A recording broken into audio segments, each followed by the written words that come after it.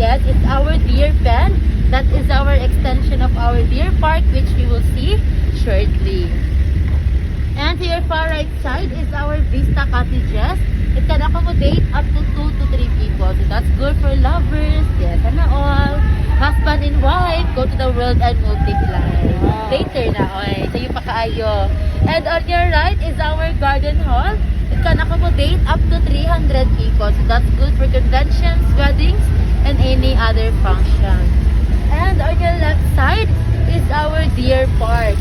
So deer sa Ingles, usa in Tagalog, and Inaw in Bisaya. O, so makita ninyo ato ang deer, gagmay sila mga putot. Yes, kay mga proud Pinoy man po. Philippine deer are called Sampar deer. O, kanang naisungay mo ng lalaki, o kung mo naisungay mo ng mga babae. Agree ka, sir? Bayot. Ay, bayot. Di ay say, gilahi naman, no? Wala ang mga bayot transfer. Day off nila po. Holiday, manggod. Yes. So, by the way, here in Eden, we only started with 1 pair. And now we have more than 30 Philippine deer. So, we are propagating them because they are now considered as an endangered species. Yes, the same as your turtle, endangered na pintumang. And on your right is our hydroponic greenhouses.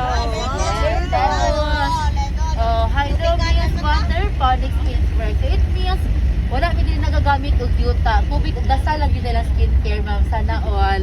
Muna gito i-provide og nutrients sa ato ang vegetables. Then, coconut house are used to powder form. Wala, ma'am. Are used to hold the roots down. So that is our loose leaf lettuce and the red salad bowl lettuce or romaine. Tapos sa picas. And we also grow here salad tomato, Japanese cucumber, basil, parsley, and celery.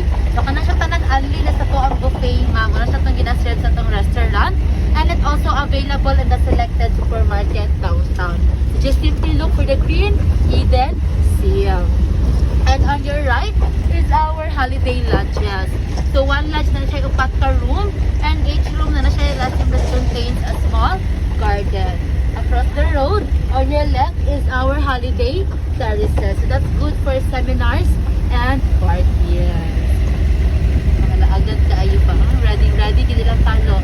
Yes. And on your left side is our mangosteen orchard. Yes, which covers up to 3 hectares. So you might observe ato ang mangosteen ng mga putot sila mga dwarf. Pinoy, yes, ang mga harvester ang Pinoy, ma'am. So kami na ginag-adjust ang giputla na magtuyo para dali sila ma-harvest. So ang season sa mangosteen nasa August to September and also December. Wala may bunga po. Wala ba yan tayo mahunungan dito? Okay, we are now entering to our first stop, the flower garden. So here you will see different types of flowers, local and imported. And we will be stopping here for 2 days. Balikan lang mo ugma. Charis lang. 5 minutes na bitaw for roaming around and taking pictures. And reminder lang sa mga plantita, to plantitos, bawal po mag-pick ng plastic any kind of flower. For your eyes only. Nakadungog man, pero na pag mutalikog yan ang tour guide, mas labaw nga bawal yun. Dito sa to sa rainbow, ma'am, picturean ko tamo kamutanan po. And after the tagaan na mo tayo para kamo na magkanya-kanya og picture. Yes, so careful.